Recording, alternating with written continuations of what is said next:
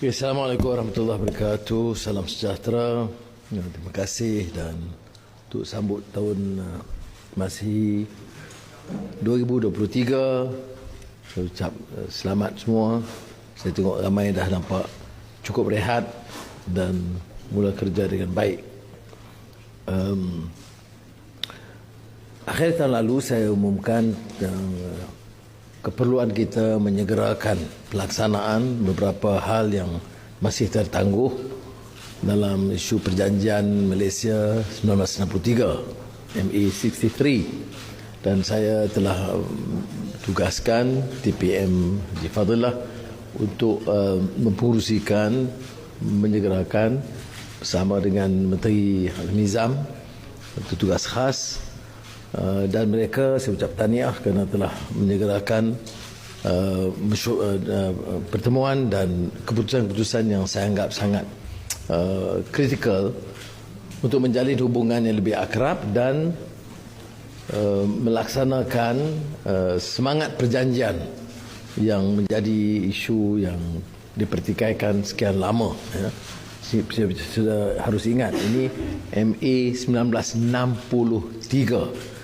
Jadi harus ada satu tekad politik dalam pimpinan untuk bukan saja pertahankan semangat Malaysia dan konsep persekutuan, tetapi untuk pimpinan sekarang menghormati keputusan kebijaksanaan pimpinan awal, baik dari Semenanjung atau Sabah dan Sarawak, dan cuba melaksanakan sedaya upaya.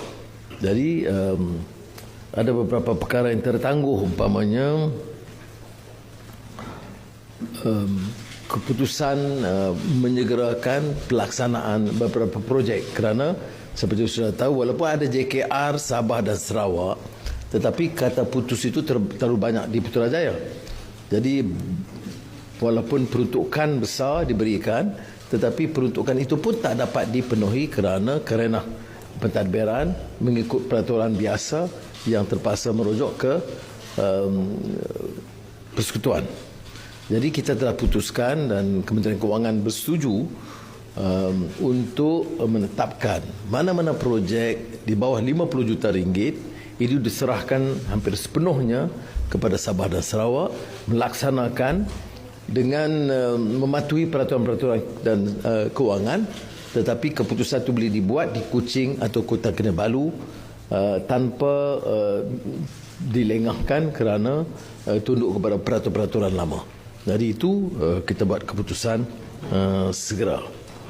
Kemudian soal keputusan wewenang soal kuasa gas itu di Sarawak sudah diputuskan, dan di Sabah telah pun diluluskan dalam perjumpaan, dalam pengumuman saya lebih awal. Dan awal bulan depan Dewan Undangan Negeri Sabah akan memuktamadkan setelah diperkenan oleh Duli Mahkamah Mulia Yang di-Pertuan Agong baru-baru ini. Kemudian ada Majlis Tindakan Pelaksanaan Perjanjian Malaysia 1963. Itu akan saya pengusikan dan akan mengadakan perjumpaan mungkin selewat-lewatnya akhir bulan ini.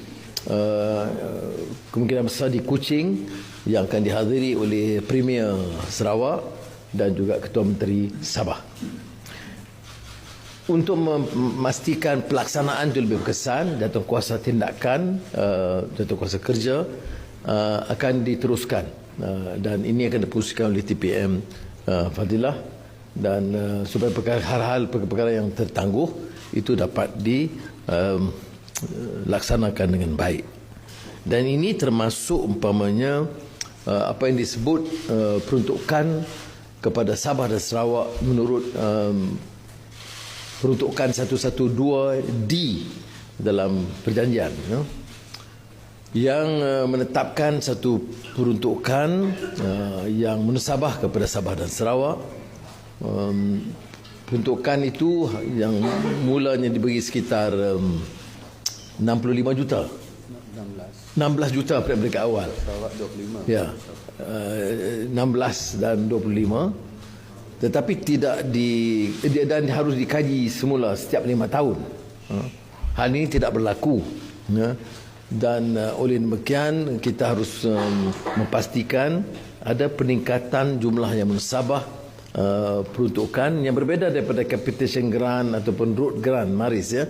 Ini dalam perjanjian Malaysia 1963 itu ada peruntukan khas 112D yang menuntut Kerajaan Persekutuan memberikan peruntukan khas kepada Sabah dan Sarawak. Maka ini satu tahap yang sudah dihidupkan, ya, satu hal yang dihidupkan semula, dan kita akan cuba muktamadkan sesegera mungkin dalam pertemuan saya dengan Premier Sarawak dan Ketua Menteri Sabah. Ada umpamanya projek jalan raya utama Sabah dan Sarawak yang disebut Pen Borneo. Kemajuan yang lebih baik di Sarawak tetapi banyak tertangguh di Sabah, dan kita setuju untuk menyegerakan dan meluluskan peruntukan tambahan, dan Timbalan Perdana Menteri atau Menteri Kejar Raya akan memberikan penjelasan tentang butir-butir cara terperinci. Itu MACC3. Now, hal yang juga dibincangkan lama dengan Menteri Kesihatan dalam kabinet tadi adalah soal langkah-langkah tambahan untuk menangani masalah yang mungkin berbangkit dari COVID-19, termasuk varian baru. Menteri Kesihatan diberi mandat untuk memberi penjelasan lanjut berikutnya, tetapi bagi kita, saya nak bagi penjelasan. Jemaah Menteri memutuskan tanpa ragu bahawa masalah kesihatan rakyat itu adalah hal yang utama. Soal pelancongan atau pertumbuhan ekonomi itu tidak boleh mengatasi kepentingan mengawal dan merawat rakyat dari segi wabak dan juga jangkitan, termasuk COVID-19. Itu saya nak jelaskan kerana banyak keraguan berbangkit seolah-olah oleh kerana pelancongan ataupun tidak. Kita ambil keputusan sangat tegas dalam hal ini dan tidak akan tolak ansur. Soalnya, apakah langkah-langkah yang diambil sekarang? Maka semua tindakan yang perlu di pusat immigration, termasukkan rakyat asing, itu akan dikawal dengan lebih ketat lagi, dan dia tidak menjurus pada mana-mana negara, semua, ya. Maknanya terutama negara yang jumlah jangkitan itu angka lebih ramai, ya, sampai termasuk Amerika Syarikat atau negara China, itu dipantau secara telus, ya. Tapi tidak melonggarkan syarat kerana takut jangkitan. Cuma fakta itu berbeda daripada apa yang kadang-kadang diwar-warkan.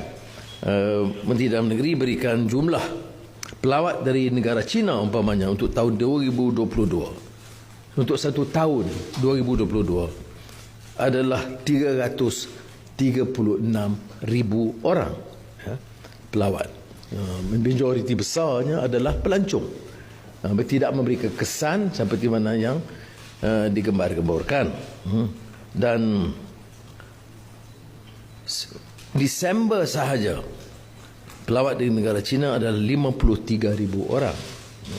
Dari kita tidak melihat lonjakan jangkitan yang mengaitkan mana-mana negara.